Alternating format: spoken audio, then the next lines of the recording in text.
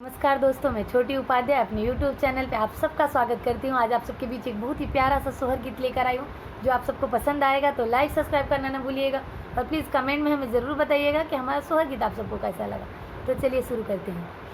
दर्द से व्याकुल कौशल्या रानी देव से अरज करे हो, देव जनी बरिस अवध के धमावात राम जी जन्म लिहले हो।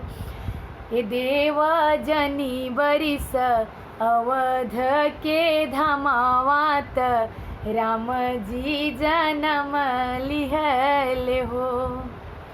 के कर भिजिला चुनरियात के कर पियरियानु हो, ललना के कर माथ के मुकुटवात राम के जन्म भइले हो। ये ललना के कर माथे के मुकुटवात राम के जन्म भइले हो।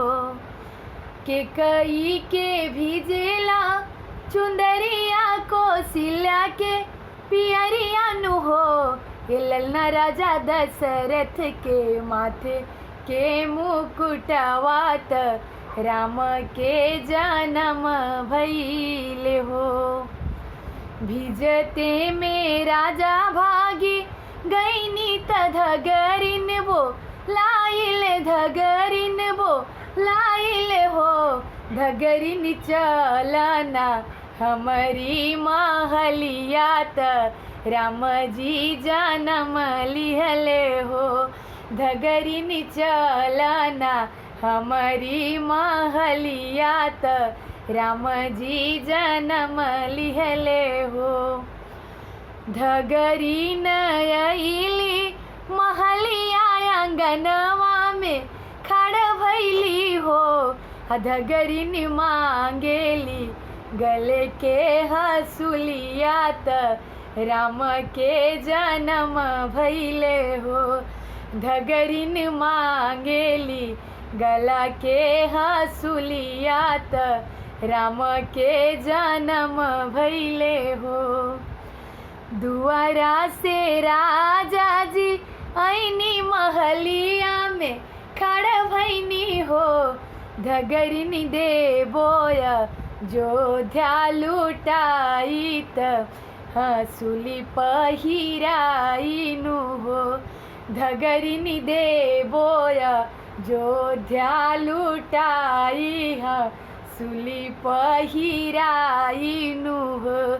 धगरिन आंगना में सोहर सुनावत राम जी जन्म लिहले हो।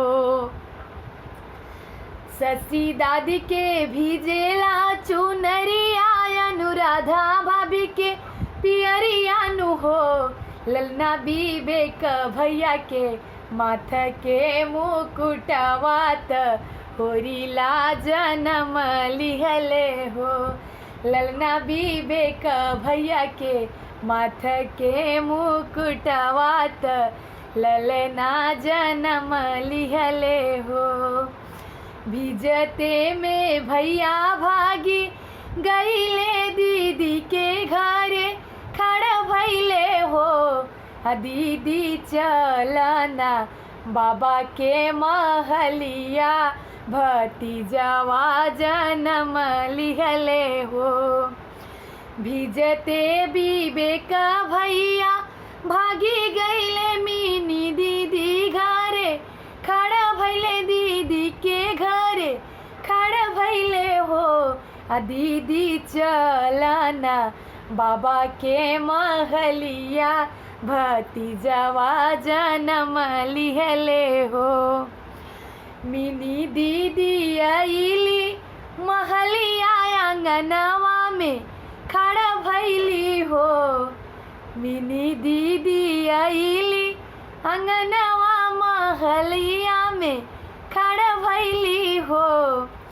भाभी देई दाना हमें गले हार होरिलवा जन्म लिहले हो। कुसुम दीदी आईली महलिया अंगनवा में खड़ भैली हो। भाभी देई दना हमें गले हार भतीजवा जन्म लिहले हो।